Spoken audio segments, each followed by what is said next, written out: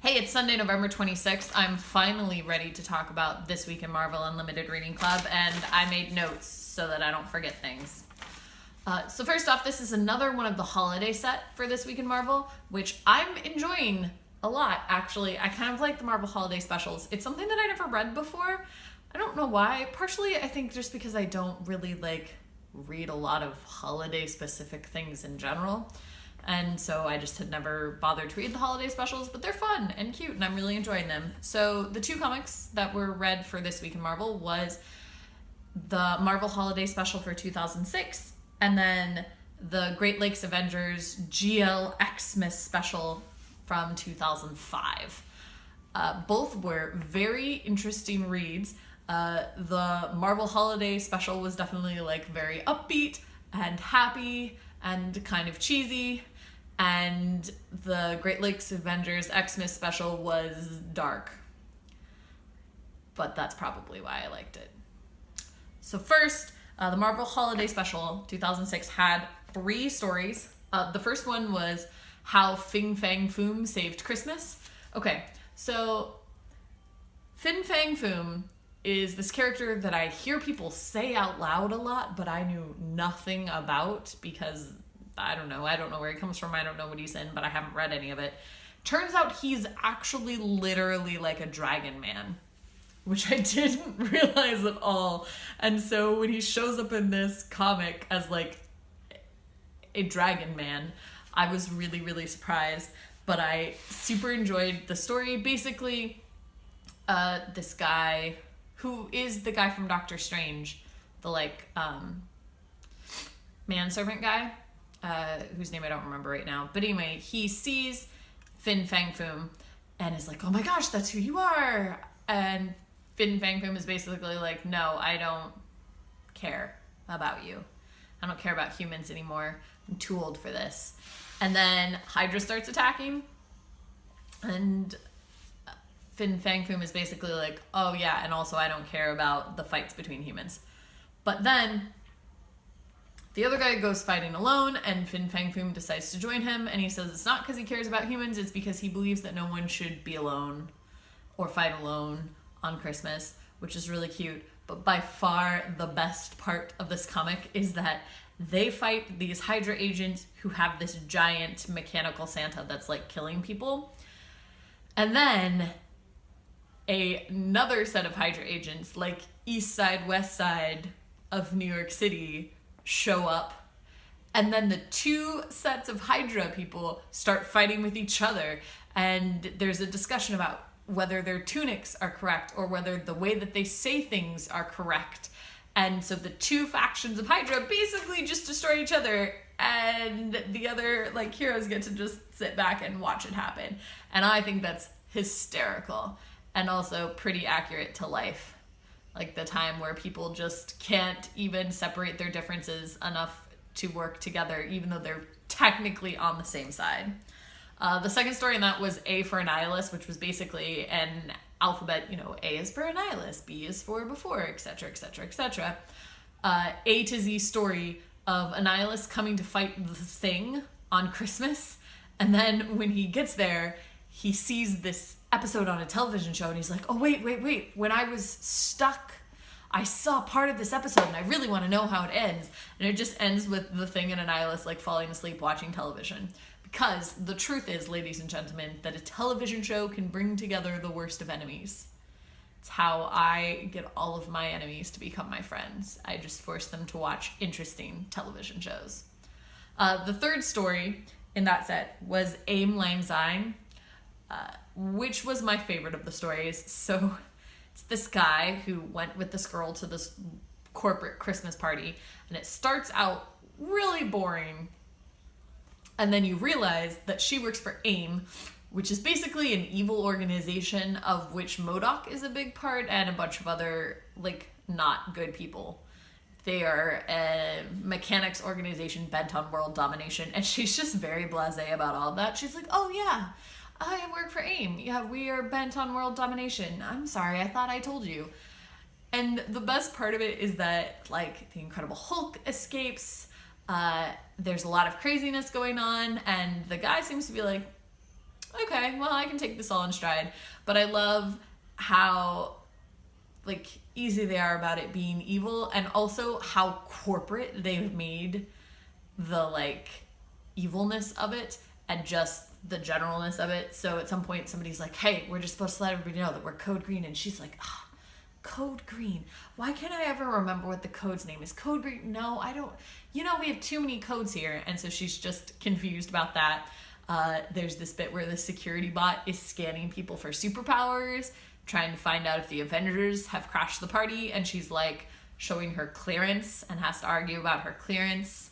There's this bit where they see MODOK, and she's like, he's MODOK, or maybe a MODOK clone, or I don't know, I'd have to check my handbook. And I just love, like, how very, like, bureaucratic, corporate the AIM organization is. I think it's really funny. So those are the stories from the Marvel Holiday Special, and now let's turn around to a less happy holiday special, and that is the Great Lake Avengers Xmas. I enjoyed this thoroughly, mostly because I like dark and terrible things.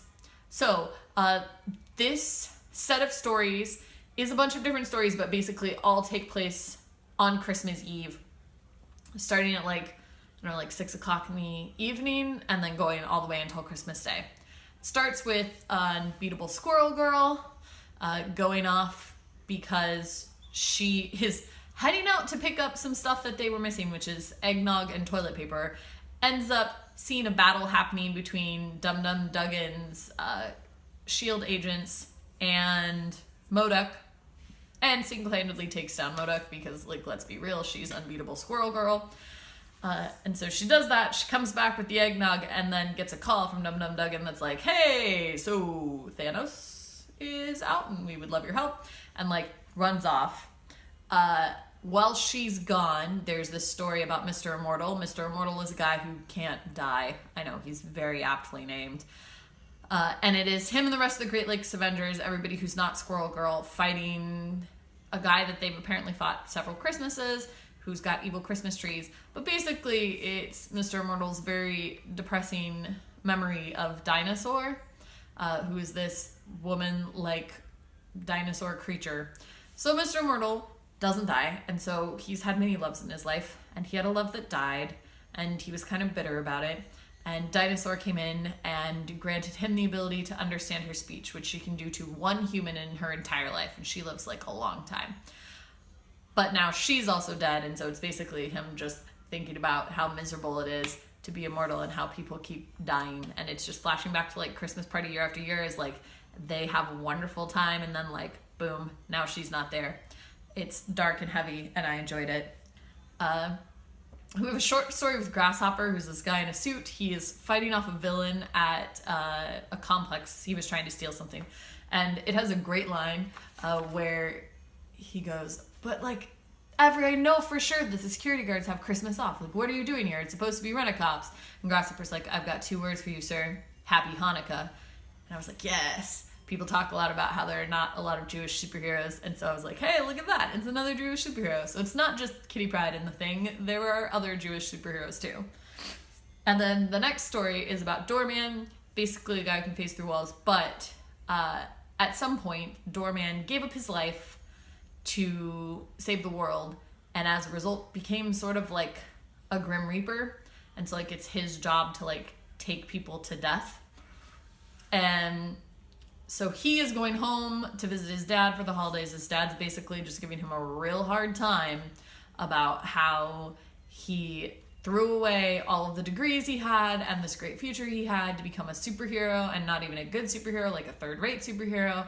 And his dad's just really disappointed in him. It's really unfortunate. And so he, like, gets upset, and he goes into the bathroom to, like, get away, and then feels his power of, like, taking people who've died coming on. And it turns out that Grasshopper from the last story did this, like, crazy leap at the end and leapt all the way into outer space and died. This is the kind of Christmas story we're getting into, guys. So he takes Grasshopper to the great beyond, and then he comes back, and then his dad's, like, yelling at him, and he's like, listen, Dad, we need to stop this, because I didn't come home just to hang out with you. I am now a Grim Reaper, and you fell off the ladder and died when you were putting up your Christmas lights. And I just thought maybe we could reconcile before I took you off, but clearly we can't. And then his dad's like, my son is like death. That's so cool. Everybody in the afterlife is going to be so proud of you. In a really weird twist of fate. So then he sends his dad off.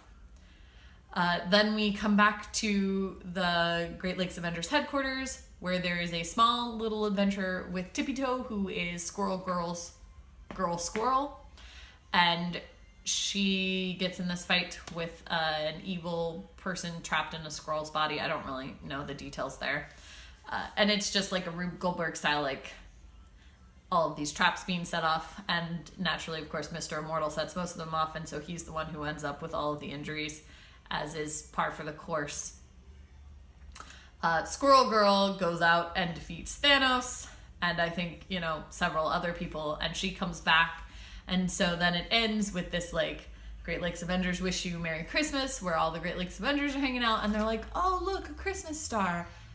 And you're like, oh, how sweet. And then Doorman's like, I know it's not a star.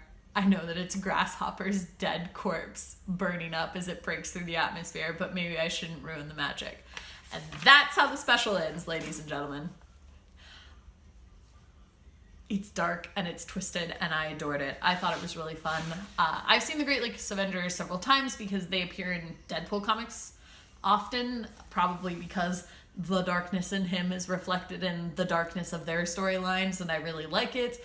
I enjoy that you have like ridiculousness, like Squirrel Girl, who can just defeat anybody just by her existence, mixed with the incredible darkness, like the heavy darkness of Mr. Invincible, and like the fact that he never dies, and sort of like that sadness, and then the like twisted darkness of Doorman and him taking people to their deaths. And also then I had this moment where I was like, oh look, I discovered another Jewish superhero, and then in the same issue they killed him.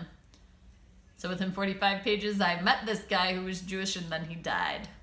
How unfortunate. Yeah, so that was This Week in Marvel Unlimited Reading Club. It was a strange combination of things. I enjoyed both of them for very different reasons. I have finished the first set of Runaways, so I will be reviewing that at some point, and I'm going to continue reading Marvel Comics. If you have recommendations, especially for stuff that's in Marvel Unlimited, please leave them in the comments. I love comments. They make me happy, and I'll try and read that stuff. I'll see you tomorrow.